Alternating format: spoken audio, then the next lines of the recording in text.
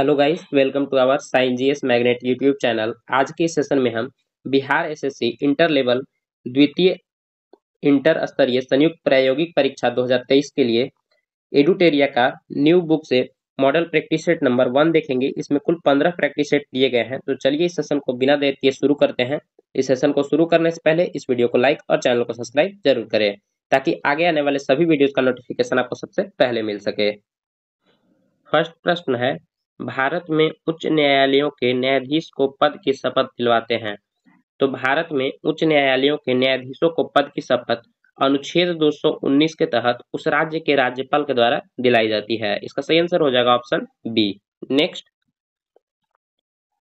राष्ट्रपति और उपराष्ट्रपति के चुनावों से संबंधित चुनावी विवादों का निपटारा करता है। तो राष्ट्रपति और उपराष्ट्रपति के चुनावों से संबंधित चुनावी विवादों का निपटारा अनुच्छेद 71 के तहत भारत का सर्वोच्च न्यायालय करता है। Option C is the correct answer. Next, Bharat के संविधान में कल्याणकारी राज्य का आदर्श निहित है। तो भारत के संविधान में कल्याणकारी राज्य का आदर्श राज्य के नीति निर्देशक तत्वों में निहित है। इसका सही आंसर हो जाएगा ऑप्शन डी। यही अगर पूछा जाए कि नीति निर्देशक तत्व किस देश के संविधान से लिया गया है, तो यह आयरलैंड के संविधान से भारतीय संविधान के भाग 4 में लिया गया है, जो कि अनुच्छेद 36 से लेकर 51 तक वर्णित है। इसे भी ध्यान रखेंगे। नेक्स्ट, भारत में मताधिकार और निर्वाचित होने का अधिकार है। तो भारत में मताधिकार और निर्वाचित होने का अधिकार एक संवैधानिक अधिकार है। Option D is the correct answer. Next, निम्न में से कौन सिविल सेवा बोर्ड के पदेन अध्यक्ष होते हैं? तो सिविल सेवा बोर्ड के पदेन अध्यक्ष हो जाएंगे कैबिनेट सचिव। Option D is the correct answer. अगर अभी तक आपने इस सेशन को लाइक नहीं किया है तो सेशन को लाइक और चैनल को सब्सक्राइब जरूर करें, ताकि आगे आने वाले सभी वीडियोस का नोटिफिकेशन आपको सबसे पहले मिल सके। 6 नंबर प्रश्न है, लोकसभा के अध्यक्ष को पद से हटाया जा सकता है। तो लोकसभा के अध्यक्ष को पद से हटाया जा सकता है लोकसभा के सभी सदस्यों के बहुमत से पारित प्रस्ताव द्वारा। इसका सही आंसर हो जाएगा option D. Option D is the correct answer.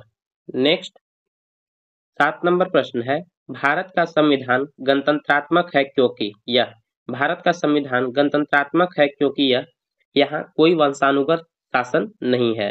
Option D is the correct answer. Next, Gandhi को चंपारण आने का आमंत्रण किसने दिया? तो महात्मा गांधी को चंपारण आने का आमंत्रण राजकुमार शुक्ल के द्वारा 1916 में कब दिया गया था? तो 1916 में हुए लखनऊ अधिवेशन में दिया गया था। राजकुमार शुक्ल कौन थे? तो यह स्वयं तिनकठिया व्यवस्था से उत्पीड़न के शिकार थे। नेक्स्ट, 1913 में पटना में अनुशीलन समिति की एक शाखा की स्थापना किसने की? तो अनुशीलन समिति की एक शाखा की स्थापना पटना में किया गया था सचिन नाथ सन्याल के द्वारा। Option C is the correct answer. Next, Bihar का पहला रामसर स्थल कौन सा है? तो बिहार का पहला और देश का 39वां इसे ध्यान रखेंगे तो यह हो जाएगा कांवर झील, जो कि बेगूसराय में स्थित है। 11 नंबर प्रश्न है, निम्नलिखित में से कौन सी सभ्यता अपने नगर नियोजन के लिए प्रसिद्ध थी? तो अपने नगर नियोजन के लिए प्रसिद्ध सभ्यता हो जाएगा सिंधु घाटी सभ्यता। Option D is the correct answer. Sindhu घाटी सभ्यता का प्रमुख बंदरगाह पूछे तो वह हो जाएगा लोथल और सुतकोटता। इसे ध्यान रखेंगे, कई बार इससे प्रश्न पूछा गया है। और सिंधु सभ्यता के लोगों ने नगर में घरों के विन्यास के लिए ग्रिड पद्धति अपनाई थी। इसे ध्यान रखेंगे, कौन सी पद्धति? तो ग्रिड पद्धति। नेक्स्ट, प्राचीन भारत के प्रसिद्ध शासक जिसने अपने जीवन के अंतिम दिनों में जैन धर्म अपना लिया था। तो अपने अंतिम दिनों में जैन धर्म अपनाने वाले प्रसिद्ध शासक हो जाएंगे Chandragupta Maurya. Option C is the correct answer. प्राचीन भारत के प्रसिद्ध शासक चंद्रगुप्त मौर्य ने अपने जीवन के अंतिम दिनों में जैन धर्म अपना लिया। उसने जैन साधु भद्रबाहु से जैन धर्म की शिक्षा लेकर श्रवण बेलगोला में अपना शरीर त्याग किया था। नेक्स्ट, निम्नलिखित में से कौन सी कला ग्रीक बौद्ध कला के नाम से भी जानी जाती है? तो ग्रीक बौद्ध कला के नाम से कौन सी कला जानी जाती है? तो यह हो जाएगा गंधार कला। Option C is the correct answer. Gandhara कला शैली को ग्रीक बौद्ध कला के नाम से भी जाना जाता है। यह भारतीय और यूनानी कला का सम्मिश्रण शैली है। नेक्स्ट, 14 नंबर प्रश्न है, सर्वप्रथम दिल्ली के अमीरों का दमन निम्न में से किस शासक द्वारा किया गया? तो सर्वप्रथम दिल्ली के अमीरों का दमन किसके द्वारा किया गया था? तो यह हो जाएगा इल्तुतमिश के द्वारा। Option B is the correct answer. Iltutmish ने ही कुतुब मीनार का निर्माण पूरा करवाया था और एकता प्रणाली को लागू करने वाला भी इल्तुतमिश था, इसे भी ध्यान रखेंगे। नेक्स्ट 15 नंबर प्रश्न है, द्वितीय आंग्ल मैसूर युद्ध के समय भारत का गवर्नर जनरल कौन था? तो द्वितीय आंग्ल मैसूर युद्ध के समय भारत का गवर्नर जनरल हो जाएगा Warren Hastings. Option A is the correct answer. तो यह हुआ कब था? तो यह 1780 से 1784 के बीच तक यह हुआ था, इसे ध्यान रखेंगे। और तृतीय आंग्ल मैसूर युद्ध 1790 से 92 के बीच हुआ था, इसे भी ध्यान रखेंगे। नेक्स्ट 16 नंबर प्रश्न है, किसने कहा था कांग्रेस केवल सूक्ष्मदर्शी अल्पसंख्यक का प्रतिनिधित्व करती है? तो यह कथन लॉर्ड डफरिन का था। Option D is the correct answer. Lord Dufferin का यह मानना था कि कांग्रेस केवल सूक्ष्मदर्शी अल्पसंख्यक का प्रतिनिधित्व करती है। Option D is the correct answer. यही अगर पूछा जाए कि कांग्रेस की स्थापना कहाँ हुई थी, तो इसकी स्थापना बॉम्बे में 1885 ईस्वी में किया गया था। जिसकी स्थापना किसने किया था? तो इसकी स्थापना ए.ओ. ह्यूम के द्वारा किया गया था और इसके प्रथम अध्यक्ष थे व्योमेश चंद्र बनर्जी। नेक्स्ट पूना सार्वजनिक सभा की स्थापना किसके द्वारा किया गया? तो पूना सार्वजनिक सभा की स्थापना यह किया गया था एम.जी. रनाडे के द्वारा। Option C is the correct answer. इसकी स्थापना कब किया गया था? तो इसकी स्थापना 1867 ईस्वी में किया गया था, इसे भी ध्यान रखेंगे।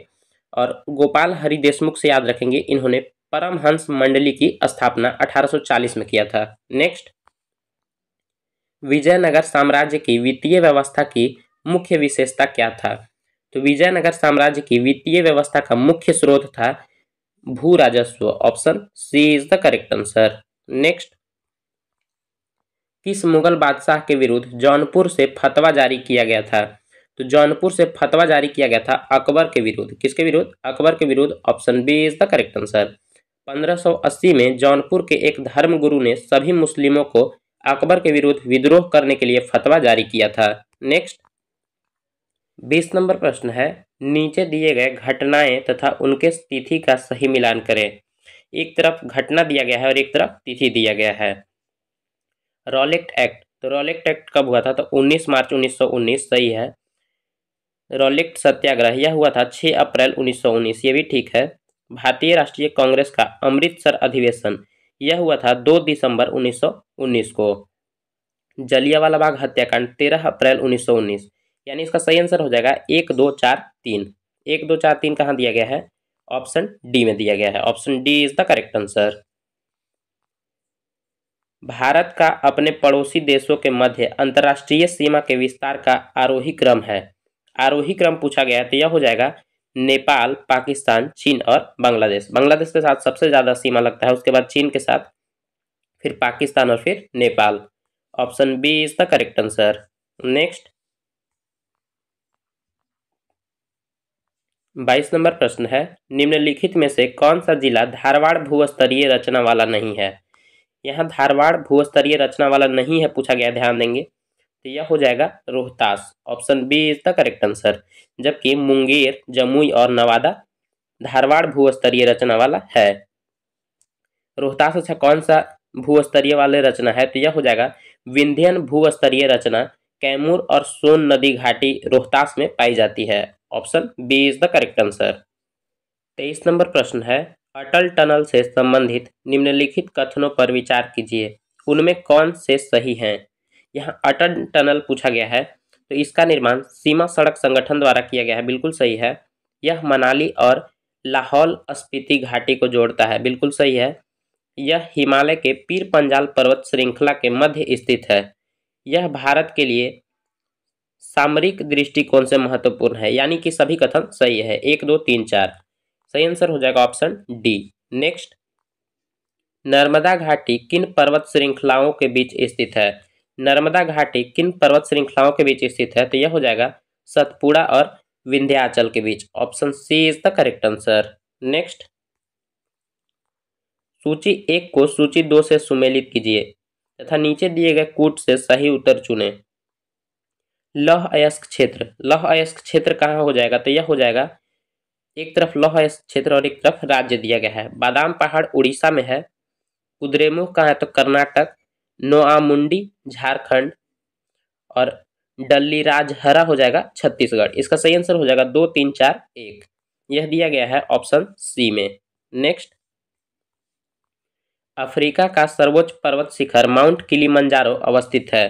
तो माउंट किलिमंजारो कहाँ अवस्थित है तो यह तंजानिया में स्थित है। Option C is the correct answer.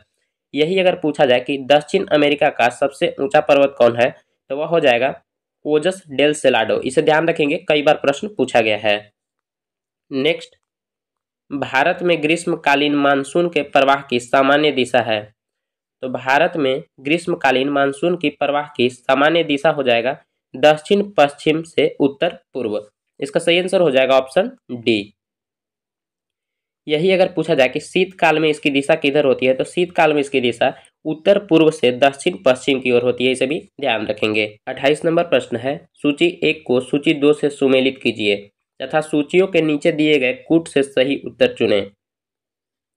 Uzbekistan की राजधानी ताशकंद, ताजिकिस्तान की राजधानी दुशांबे, किर्गिस्तान की राजधानी बिश्केक, तुर्कमेनिस्तान का अशगाबाद। यानी कि सभी कथन सही दिए गए हैं। 1, 2, 3, 4 बिल्कुल सही है। इसका सही आंसर हो जाएगा ऑप्शन ए। नेक्स्ट, निम्नलिखित में से कौन मुद्रा के अवमूल्यन का सबसे संभावित प्रभाव होगा। तो सबसे संभावित प्रभाव हो जाएगा मुद्रा के अवमूल्यन का निर्यात में वृद्धि। Option B is the correct answer. अच्छा, मुद्रा का अवमूल्यन क्या है तो अवमूल्यन किसी अन्य मुद्रा या मुद्राओं के समूह या मुद्रा मानक के सापेक्ष किसी देश के मूल्य का जानबूझकर नीचे की ओर समायोजन है। नेक्स्ट, वह दर जिस पर अनुसूचित वाणिज्य बैंक रिजर्व बैंक से रातों रात धन की अतिरिक्त राशि उधार ले सकते हैं उसे कहते हैं। तो उसे हम कहते हैं सीमांत अस्थायी सुविधा। Option B is the correct answer.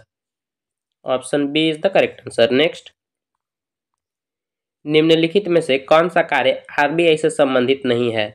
यहाँ ध्यान देंगे, आरबीआई से संबंधित नहीं है पूछा गया है तो यह हो जाएगा जनता से को पैसा उधार देना।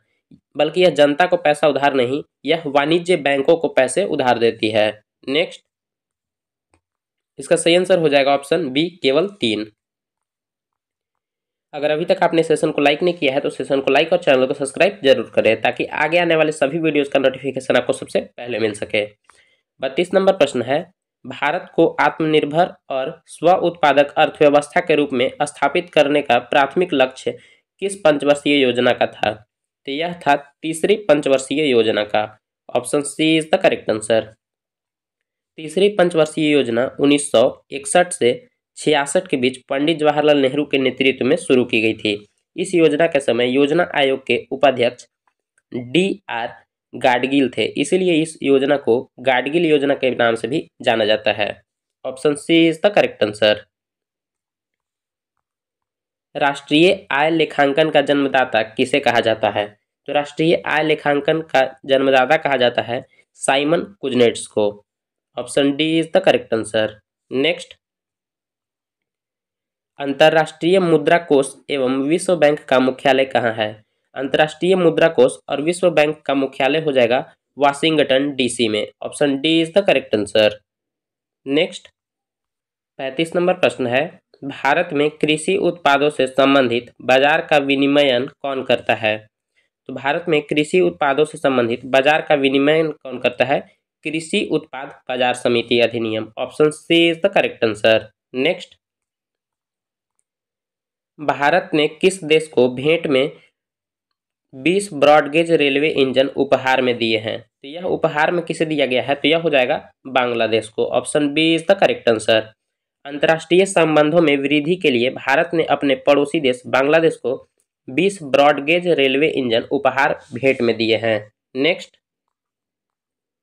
भारत सरकार ने वर्ष 2023-24 में साधारण धान के लिए कितना न्यूनतम समर्थन मूल्य यानी MSP निर्धारित किया है। तो न्यूनतम समर्थन मूल्य निर्धारित किया गया है 2183 रुपये। Option C is the correct answer. न्यूनतम समर्थन मूल्य यानी MSP वह गारंटी युक्त राशि है जिस पर सरकार किसानों द्वारा उपजाए गए धान को खरीदती है। केंद्र सरकार वर्तमान में 22 फसलों पर, कितने फसलों पर इसे ध्यान रखेंगे, काफ़ी इंपॉर्टेंट है, 22 फसलों के लिए एमएसपी प्रदान करती है। नेक्स्ट, किस मंत्रालय द्वारा पोषण भी पढ़ाई भी कार्यक्रम की शुरुआत की गई है?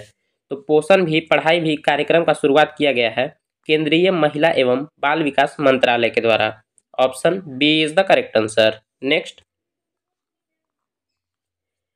39 नंबर प्रश्न है, चंद्रयान 3 को हाल ही में प्रक्षेपित किया गया है, उसका कुल वजन लगभग कितना था? तो 14 जुलाई 2023। कब किया गया था? 14 जुलाई 2023 को इसरो ने LVM-3M4 रॉकेट के जरिए श्रीहरिकोटा से सतीश धवन अंतरिक्ष केंद्र से चंद्रयान 3 को लॉन्च किया, जिसका कुल वजन लगभग 3900 किलोग्राम था। इसका सही आंसर हो जाएगा ऑप्शन डी।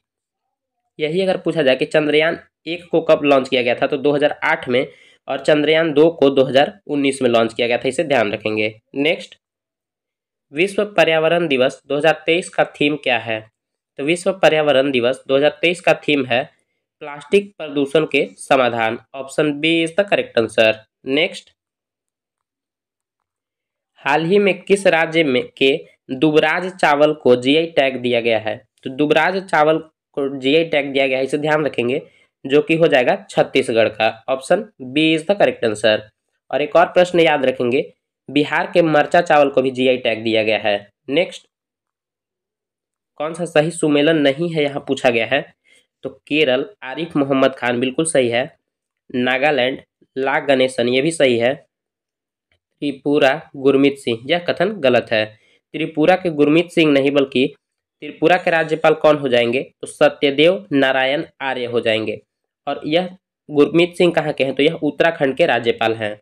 बाकी सभी कथन सही है, इसका सही आंसर हो जाएगा option C. Next, ICC cricket world cup 2023 में कुल कितने टीमें भाग ले रही है? तो कुल 10 टीमों ने भाग लिया है। Option B is the correct answer. Next, हाल ही में बिहार का नया महाधिवक्ता किसे नियुक्त किया गया है? तो बिहार के नए महाधिवक्ता के रूप में नियुक्त किया गया है PK शाही को। Option A is the correct answer. 13 जनवरी 2023 को बिहार सरकार ने राज्य के पूर्व मंत्री और पटना उच्च न्यायालय के वरिष्ठ अधिवक्ता प्रशांत कुमार शाही को राज्य का नया महाधिवक्ता नियुक्त किया है। नेक्स्ट, साहित्य के क्षेत्र में नोबेल पुरस्कार 2023 से किसे सम्मानित किया गया है? तो यह किया गया है जॉन फॉसे को। Option B is the correct answer. Next, नागेवाजा शब्दावली किस खेल से संबंधित है? नागेवाजा शब्दावली संबंधित है जूडो से। Option B is the correct answer. Next, prolog किस पीढ़ी की कंप्यूटर भाषा है? प्रोलॉग हो जाएगा पंचम पीढ़ी की भाषा हो जाएगी। Option D is the correct answer. यही अगर पूछा जाता है कि कोबोल क्या है, तो कोबोल बेसिक, अलगोल, पास्कल और लोगो ये सभी कंप्यूटर की एक भाषा है। नेक्स्ट, अंतर्राष्ट्रीय कृषि विकास कोष का मुख्यालय कहाँ है? अंतर्राष्ट्रीय कृषि विकास कोष का मुख्यालय रोम इटली में है। Option A is the correct answer. इसकी स्थापना 1974 में विश्व खाद्य सम्मेलन के परिणाम स्वरूप 1977 में वित्तीय संस्थान के रूप में किया गया था। नेक्स्ट, नकटा लोक नृत्य का संबंध किस राज्य से है? तो नकटा लोक नृत्य का संबंध हो जाएगा महाराष्ट्र राज्य से। Option B is the correct answer. Maharashtra के कुछ प्रमुख नृत्य हो जाएंगे नकटा, लेझिम, कोली एवं बोहदा लोक नृत्य का संबंध महाराष्ट्र से है। और झारखंड से एक याद रखेंगे छऊ, कई बार प्रश्न पूछा गया है छऊ नृत्य। नेक्स्ट, निखिल बनर्जी का संबंध किस वाद्य यंत्र से है? तो निखिल बनर्जी का संबंध हो जाएगा सितार से। Option A is the correct answer. तो सितार से एक और याद रखेंगे, पंडित रविशंकर का भी संबंध सितार से ही था। और शहनाई से किन का संबंध था? तो ध्यान रखेंगे बिस्मिल्लाह खां का। संतूर से याद रखेंगे भजन सुपारी। और तबला से याद रखेंगे अल्लाह रखा खां।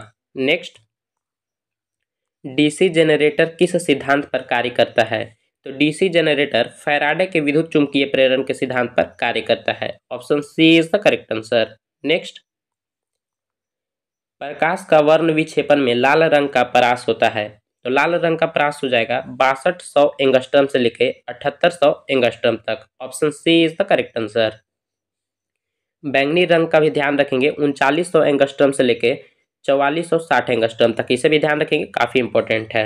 नेक्स्ट, ध्वनि की प्रबलता किसके द्वारा निर्धारित की जाती है? तो ध्वनि की प्रबलता कंपन का आयाम के द्वारा निर्धारित की जाती है। इसका सही आंसर हो जाएगा ऑप्शन ए। नेक्स्ट, जल के विद्युत अपघटन के समय बैटरी के ऋणात्मक टर्मिनल से जुड़े इलेक्ट्रोड पर निम्न में से कौन सी गैस बनती है? तो यहाँ बनता है हाइड्रोजन। जल के इलेक्ट्रोलाइसिस होने पर बैटरी के पॉजिटिव टर्मिनल से जुड़े इलेक्ट्रोड पर ऑक्सीजन के बुलबुले बनते हैं तथा निगेटिव टर्मिनल से जुड़े इलेक्ट्रोड पर हाइड्रोजन के बुलबुले बनते हैं। Option A is the correct answer. 55 number प्रश्न है, लाल रंग की वस्तु लाल क्यों दिखाई देती है? तो लाल रंग की वस्तु लाल दिखाई देती है क्योंकि यह लाल रंग को परावर्तित करता है। इसका सही आंसर हो जाएगा ऑप्शन ए। कोई लाल रंग की वस्तु हमें लाल दिखाई देती है क्योंकि ये श्वेत प्रकाश के सभी रंगों को सोख लेता है किंतु केवल लाल रंग को ही परावर्तित कर पाता है। नेक्स्ट, कार्य का मान किन किन स्थितियों में शून्य हो सकता है?